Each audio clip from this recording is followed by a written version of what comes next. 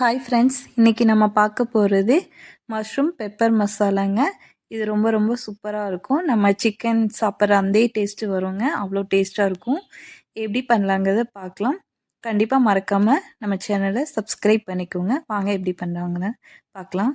அது ஃபஸ்ட்டு நான் மிளகு எடுத்திருக்கேங்க. மிளகு ஒரு 1½ டேபிள் ஸ்பூன் எடுத்துக்கோங்க, கரெக்டாக இருக்கும். இப்போது சீரகம் சேர்த்துக்கோங்க. சீரகம் 1/2 டேபிள் ஸ்பூனு. அடுத்து சோம்பு சேர்த்துக்கோங்க, அதுவும் 1/2 டேபிள் ஸ்பூனு. இப்போது கொஞ்சம் போல் புதினா சேர்த்துக்கோங்க, ஒரு கைப்பிடி அளவு.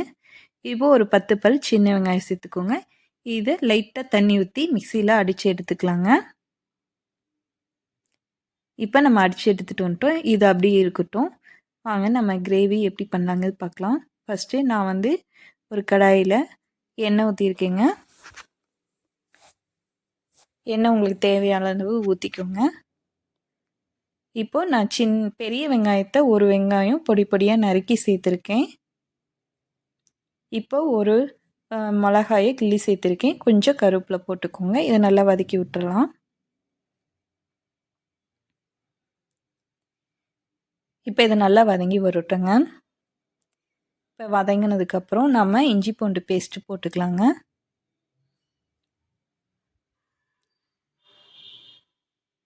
இப்போ இதையும் நல்லா வதக்கி விடுவோம். இப்போ இஞ்சி பூண்டு பச்சை வாசம் போனதுக்கப்புறம் நம்ம ஒரு தக்காளி சேர்த்துக்கோங்க.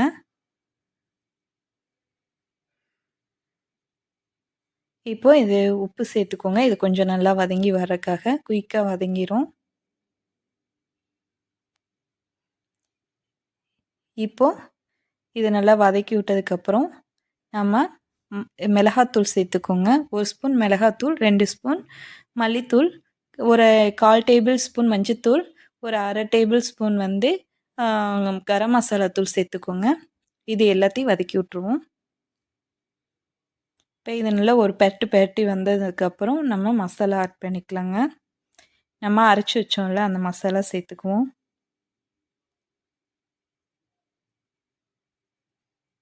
இப்போ இந்த மசாலா சேர்த்ததுக்கப்புறம் இது கொஞ்சம் ஒரு 2 நிமிஷம் இந்த மசாலா இந்த இதோட நல்லா வெந்து வரணுங்க.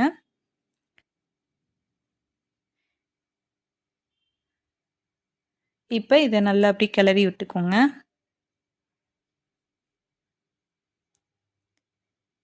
இது ஒரு 2 நிமிஷம் குக் ஆனதுக்கப்புறம் நம்ம காளான் சேர்த்துக்கலாங்க.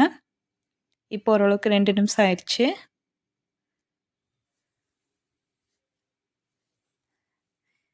இப்போ இந்த மசாலாவோட பச்சை வாசம் எல்லாம் போனதுக்கப்புறம் நம்ம காளான் சேர்த்துக்குவோம். இதை நல்லா பெரட்டி விட்டுக்குங்க.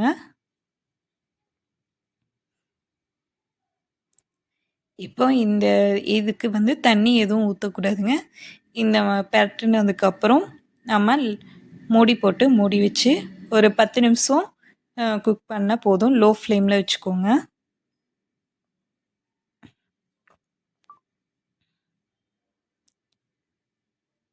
இப்போ லோ ஃப்ளேமில் வச்சு நான் ஒரு 10 நிமிஷம் மூடி போட்டு வச்சுறேங்க. இப்போ இடையில வேணால் இந்த மாதிரி லைட்டாக உப்பு பத்தாது, அதனால் லைட்டாக உப்பு போட்டு இந்த மாதிரி கிளறி விட்டுக்கிறேங்க. இது ஒரு 5 நிமிஷத்தில் இந்த மாதிரி எடுத்திருக்கேன். இன்னும் ஒரு 5 நிமிஷம் ஆனதுக்கப்புறம் கம்ப்ளீட்டாக வெந்துருங்க. இப்போ பாருங்கள், சூப்பராக வெந்துருச்சு. நான் தண்ணி எதுவும் ஊற்றலை. காளானே தண்ணி நல்லா விட்டு இங்கே பாருங்கள் கிரேவி மாதிரி வந்துடுச்சு.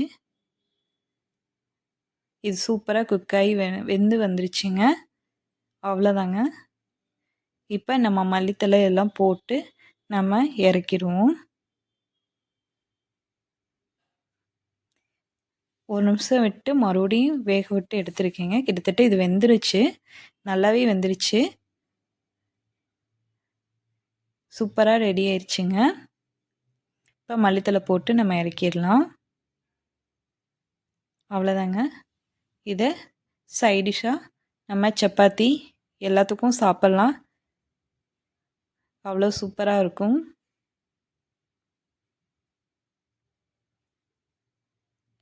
தோசை, ரைஸ் எல்லாத்துக்குமே சாப்பிட்லாங்க. செம்மையாக இருக்கும். மறக்காமல் ட்ரை பண்ணி பாருங்கள்.